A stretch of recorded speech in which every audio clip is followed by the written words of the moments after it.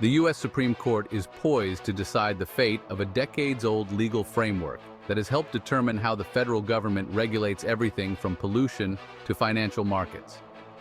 With cases on abortion, homelessness, and Donald Trump grabbing the spotlight, the so-called Chevron deference doctrine has flown somewhat under the radar.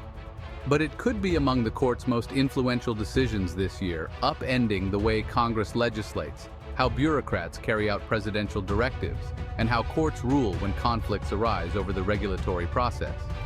Named for a landmark 1984 case, the ruling upheld federal agencies' authority to interpret laws when they are unclear.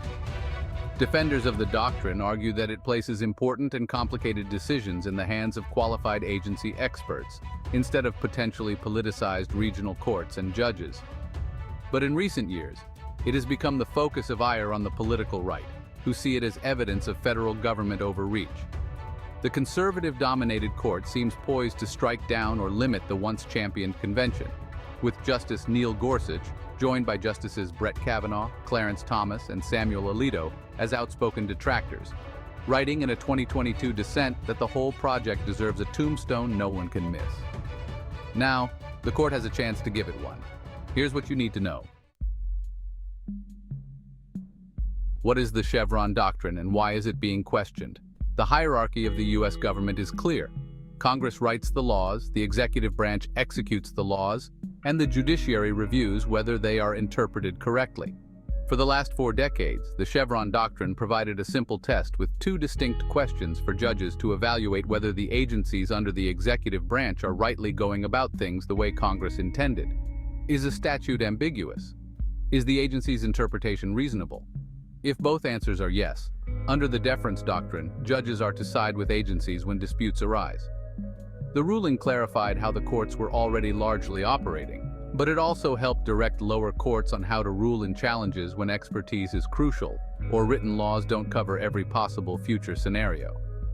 For example, the doctrine empowers agencies to adjust regulations when better information comes to light, if unexpected emergencies arise, like the COVID pandemic, or when circumstances shift, knowing that they have a better chance of winning in court. Initially, this doctrine was embraced by judges and scholars of all stripes as a neutral principle for how you sort things out when Congress leaves some of the questions unanswered, said David Doniger, senior federal strategist on climate and energy for Natural Resources Defense Council, NRDC, an environmental advocacy organization, and a lawyer on the 1984 case that created the doctrine. Critics, including current conservative justices, have raised concerns that the doctrine effectively gives lawmaking power to federal agencies that should be left only to Congress. It has made it too easy for agencies to revise regulatory requirements and too difficult for courts to police the boundaries of agency authority. Jonathan Adler, a professor of law at Case Western Reserve University, wrote for the Cato Institute, a conservative think tank. Dan Farber, the faculty director of the Center for Law, Energy, and the Environment at Berkeley Law, argued that Chevron actually provides more consistency and a nationally uniform idea of what laws mean. Agencies really know a lot more about these laws than a judge does, Farber said. Leaving interpretations of laws to judges rather than agencies could lead to piecemeal implemented, at times rooted in ideology. Creates more predictability for everybody. How did we get here? The Chevron doctrine has become a conservative flashpoint, but it actually stemmed from a case that was about deregulation, not one enforcing stricter federal laws. That 1984 case, Chevron USA Inc. v. Natural Resources Defense Council, came to the Supreme Court on appeal from the Reagan administration's Environmental Protection Agency, then led by Ann Gorsuch Burford, Justice Gorsuch's mother.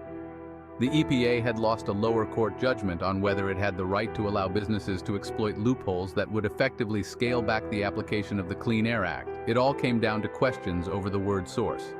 After Congress passed a bill creating an extensive review process for any new stationary source of air pollution, say, a factory, Reagan's EPA softened the definition to muddy the new requirements and free companies to more easily make changes.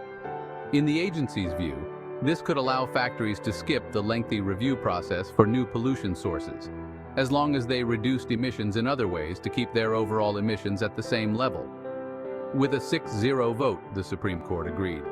Justice John Paul Stevens's opinion outlined the two-step test, concluding that agency experts should be empowered to fill policy gaps left by the legislative branch, not judges. Judges are not experts in the field and are not part of either political branch of the government, he wrote.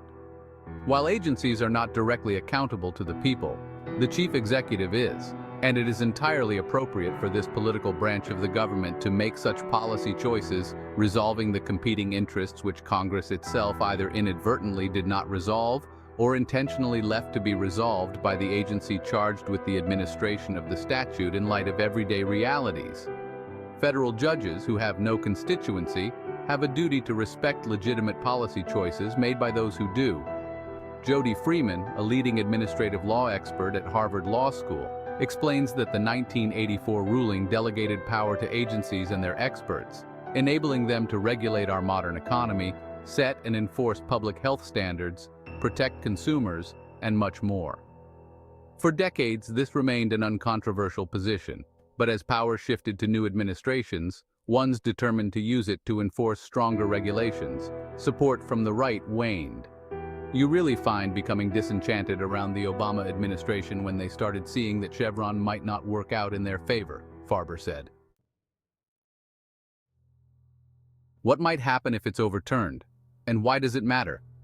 The challenge taken up by the Supreme Court stems from two cases brought by herring fishermen, who balked at a policy requiring them to pay for the government overseers required on board their ships to ensure against overfishing. Government officials tasked with monitoring fishermen determined that these observers would be paid by the fishermen themselves. Chevron deference gives the agencies the benefit of the doubt to make that call. The fishermen in these cases, which are expected to be ruled on together, argue that amounts to government overreach. Herring are unloaded in Portland, Maine. The cases before the Supreme Court were brought by fishermen who balked at having to pay for government regulators on board their boats. Their case, bankrolled and supported by a slew of conservative and corporate interest groups, including by billionaire Charles Koch, was selected specifically to challenge the doctrine and regulatory authority more broadly, now that a conservative majority sits on the court.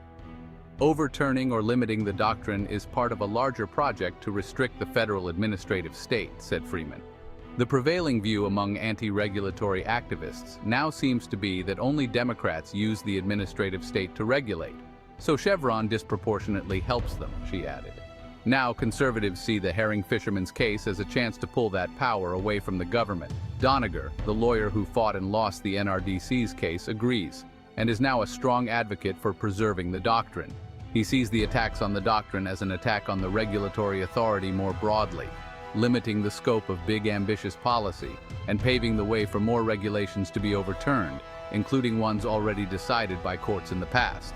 This is going to make the powerful more powerful and the powerless more powerless, he said. We have to remember why we have a government and why we need a government. It is to protect people, Doniger added. If the government can't enforce the catch limits, the herring fishermen will overfish and cut their own throats. With a conservative majority on the court and several outspoken critics, it is unlikely the doctrine will be allowed to stand as is, but it might not be unwoven entirely. A more likely possibility is that they will uphold it but explain it in a way that may be a shift from the way it has been applied in the past, Farber said. Ultimately, he added, this would mean a gentler version where the executive branch gets less deference. There's also a possibility that the court will strike down Chevron deference but replace it with something new that clarifies its scope and how it should be used. Experts warn that if the Supreme Court decides to end deference entirely without outlining something new, it could create chaos. Not only would this upend the framework on yet-to-be-decided cases, but it could open the floodgates for decisions of the past to be brought back to court. This includes regulations pertaining to everything from telecommunications to food and safety.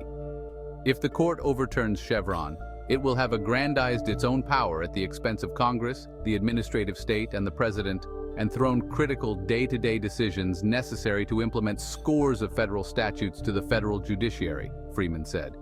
It will gum up the works for federal agencies and make it even harder for them to address big problems, which is precisely what the critics of Chevron want.